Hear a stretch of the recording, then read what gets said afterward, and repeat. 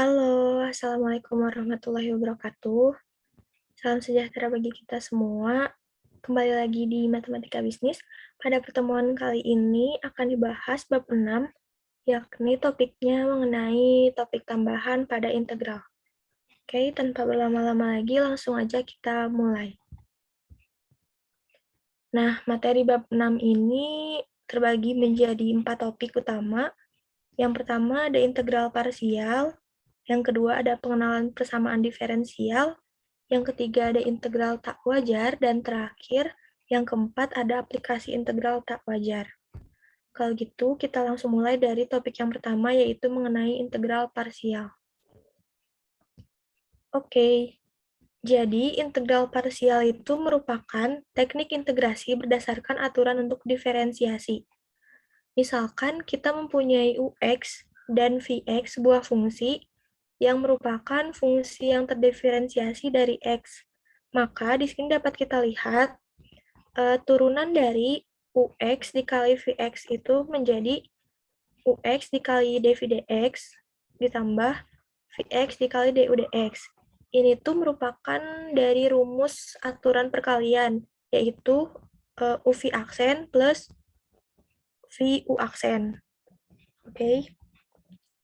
Setelah itu, ini kita pindah ruas ke sebelah kiri, dan ini kita pindah ruas ke sebelah kanan. Akhirnya menjadi UX dv dx sama dengan turunan dari UX VX dikurangi VX du dx. Nah, setelah ini kita integrasikan kedua ruas, sehingga akhirnya didapat UX VX dikurangi integral VX du dx dikali dx. Nah, bentuk ini bisa kita sederhanakan menjadi integral U dv sama dengan U dikali V min integral V du. Nah, inilah rumus yang selama ini kita kenal, yang merupakan rumus dari integral parsial. Penurunannya sendiri adalah dari diferensiasi tadi. Oke, kemudian integral U dv ini sama aja nilainya dengan integral fx dx, sehingga di sini bisa disimpulkan bahwa integral fx dx akan sama dengan integral u dv sama dengan u dikali v min integral v du. Oke, diingat-ingat ya rumusnya. Kalau gitu, lanjut ke contoh. Di sini ada integral x kuadrat ln x dx. Nah, kita pisahkan terlebih dahulu, dan kita tentukan mana yang u dan mana yang dv. Oke. Di sini U-nya adalah ln X dan dv-nya adalah X kuadrat dx. Sehingga kita masukkan ke rumus tadi, yaitu U dikali V, U-nya ln X, kemudian V-nya integral dari X kuadrat dx. Berarti 1/3 X pangkat 3 dikurangi integral V du, V-nya ini tadi 1/3 X pangkat 3 dikali du turunan dari ln X adalah 1/X dx. Oke, setelah itu ini diselesaikan biasa. Diselesaikan biasa, dan ini hasilnya. Jangan lupa plus C konstantanya. Oke. Setelah itu kita lanjut ke topik yang kedua, yaitu mengenai pengenalan persamaan diferensial. Nah, persamaan diferensial itu apa? Jadi, persamaan diferensial itu adalah laju perubahan yang dinyatakan dalam turunan atau diferensial. Di sini terdapat bentuk persamaan diferensial yang paling sederhana, yaitu seperti ini. dy dx sama dengan sebuah fungsi. Contoh nyatanya terdapat di sebelah kanannya, yaitu dy dx sama dengan 3x kuadrat plus 5. Jadi yang menjadi fungsi gx di sini adalah 3x kuadrat plus 5 ini. Nah, dalam persamaan diferensial terdapat solusi umum dan solusi khusus. Solusi umum itu apa sih? Nah, kalau solusi umum itu semua solusi yang mungkin dari suatu persamaan diferensial. Sedangkan solusi khusus itu solusi umum yang memenuhi kondisi-kondisi atau syarat-syarat tertentu. Nanti kita bisa lihat. Oke, kita lanjutkan ke contoh. tadi ke bentuk yang pertama, yaitu dy dx sama dengan x kuadrat plus 3x. Nah, ini y-nya 2 ketika x-nya 1. Oke, berarti di sini adalah kita membutuhkan solusi khusus. Pertama, kita selesaikan dulu persamaan diferensialnya. Untuk menyelesaikan persamaan diferensial, kita cukup integralkan kedua ruas. Sehingga di sini integral dy dx ini adalah y, dan integral ini adalah 1/3 x pangkat 3 plus 3/2 x pangkat 2 plus c. Nah, di sini kan sudah ada persamaannya ya, y sama dengan bla bla bla plus c. Di sini kita tinggal substitusi aja, y sama dengan 2 ke sini, dan x sama dengan 1 ini ke sini, sehingga kita dapat menemukan nilai konstanta atau nilai c yang kita cari. Setelah itu, kita kembali substitusikan nilai c ke persamaan sebelumnya, sehingga didapatlah hasil akhir atau solusi khusus tadi, yaitu y sama dengan 1/3 x pangkat 3 plus 3/2 x pangkat 2 plus 1/6. Oke, lanjut ke contoh yang kedua. Oh, di sini ada bentuk lain. Jadi, selain tadi bentuknya dy dx sama dengan sebuah fungsi, bentuknya pun bisa dy dx sama dengan hx per gy. Sehingga di sini bisa kita kali silang, jadi gy dikali dy sama dengan hx dikali dx. Setelah itu kita integralkan kedua ruas sehingga hasilnya seperti ini. Nah, contoh soalnya yaitu ada di sebelah sini. Di sini ada solusi umum yang dicari. Tadi kan solusi khusus ya, sekarang solusi umum. Dari persamaan dy dx sama dengan 2x per y kuadrat. Oke, kita kali silang terlebih dahulu, sehingga didapatkan hasil y kuadrat dy sama dengan 2x dx. Setelah itu kita integralkan kedua ruas, dan didapatlah konstanta dari masing-masing ruas, yaitu C1 dan C2. Setelah itu, kedua konstanta ini kita apakan? Nah, di sini 1/3 y pangkat 3 sama dengan x kuadrat, ini kita pindah ruas menjadi C2 min C1. Kemudian C2 min C1 ini kita misalkan menjadi suatu konstanta yang lain, misalnya C3. Oke, sesudah itu kita kali 3 semuanya.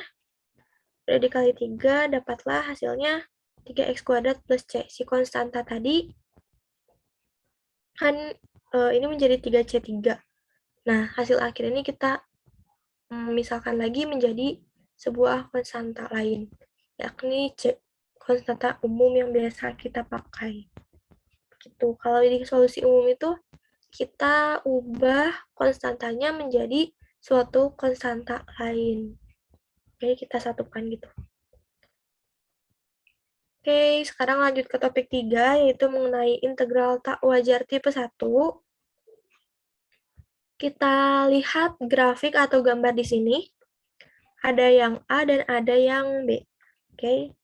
Di sini terlihat daerah arsiran dari A sampai ke Tahingga. Oke. Sedangkan di sini adalah dari daerah arsiran dari A sampai N, tapi dia digeser, ibaratnya digeser sampai Tahingga juga. Tapi bedanya apa di sini? Bedanya, gambar B ini itu akan lebih mudah dihitung secara matematis. Jadi, apabila sebelumnya 0, kita menghitung 0 sampai integral 0 sampai Tahingga dari fx dx, itu bisa berubah menjadi limit n menuju Tahingga dari 0 sampai n dari fx dx. Oke. Jadi, jika fx kontinu di x lebih dari sama dengan a, maka integral a sampai Tahingga fx dx itu sama dengan limit n menuju Tahingga integral dari a sampai n fx dx. Nah, ini akan konvergen apabila nilai limit ini ada, dan akan divergen apabila nilai limit ini tidak ada. Oke, kalau gitu kita langsung lihat contohnya. Contoh yang pertama ada integral dari 1 sampai Tahingga 1 per x kuadrat dx. Kita ubah menjadi limit n menuju Tahingga dari 1 sampai n 1 per x kuadrat dx. Ini sama atau menggunakan rumusan yang sebelumnya.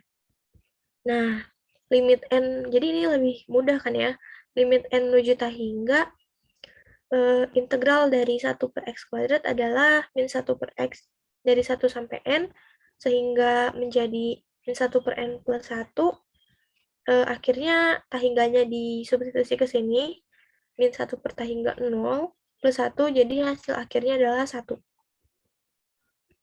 Kita lihat juga contoh kedua yang di sebelah kanan, ini integral dari 1 sampai tahingga dari 1 per X dx. Oke. Di sini sama aja, kita ubah ke bentuk limit terlebih dahulu, kemudian kita integralkan seperti biasa. Kita juga sudah mengetahui bahwa integral 1 per X adalah ln X. Sehingga hasil akhirnya adalah ln X atau ln tahingga, jadi hasil akhirnya adalah tahingga. Nah, karena limit ini nilainya nggak ada, bukan bilangan yang berhingga, jadi integral tak wajar ini divergen. Dan ini contoh yang konvergen. Oke, kita ke topik yang terakhir, yakni mengenai aplikasi integral tak wajar. Di sini ada langsung ke contoh soal, karena prinsip integral tak wajar itu sama seperti yang sebelumnya. Di sini soalnya ada nilai jual kembali suatu mesin industri tertentu menurun selama periode 10 tahun, karena tergantung pada usia mesinnya. Nah, ketika mesin itu berumur X tahun, dia berubah dengan nilai perubahannya sebanyak 220 dikali X min 10 dolar per tahun. Nyatakan nilai mesin sebagai fungsi dari umur dan nilai awalnya. Apabila awalnya mesin bernilai 12.000, berapa nilainya ketika dia sudah berusia 10 tahun? Nah, solusinya di sini pertama-tama kita misalkan Vx atau ya Vx sebagai nilai dari mesin itu ketika dia berumur X tahun.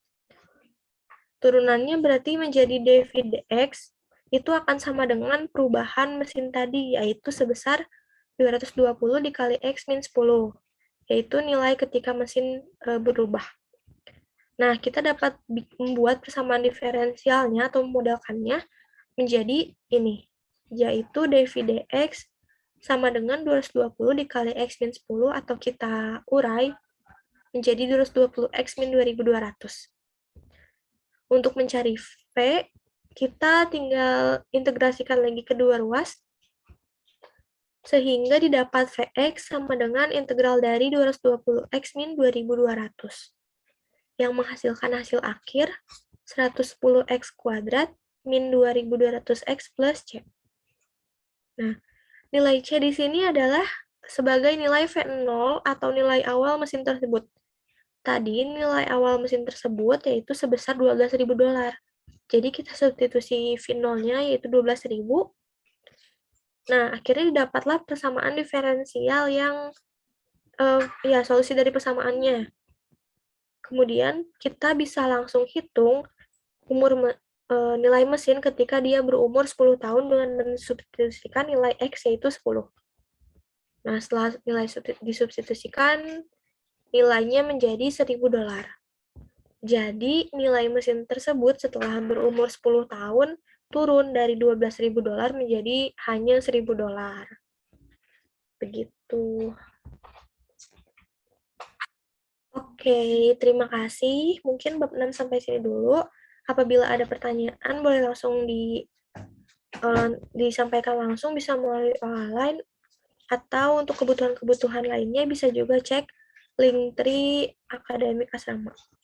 Oke, referensinya dari buku Calculus for Business, Economics, and the Social and Life Science, edisi ke-10, dari Hoffman, Lawrence, Bradley, Gerald. Oke. Sekian, terima kasih. Assalamualaikum warahmatullahi wabarakatuh. Semoga bermanfaat.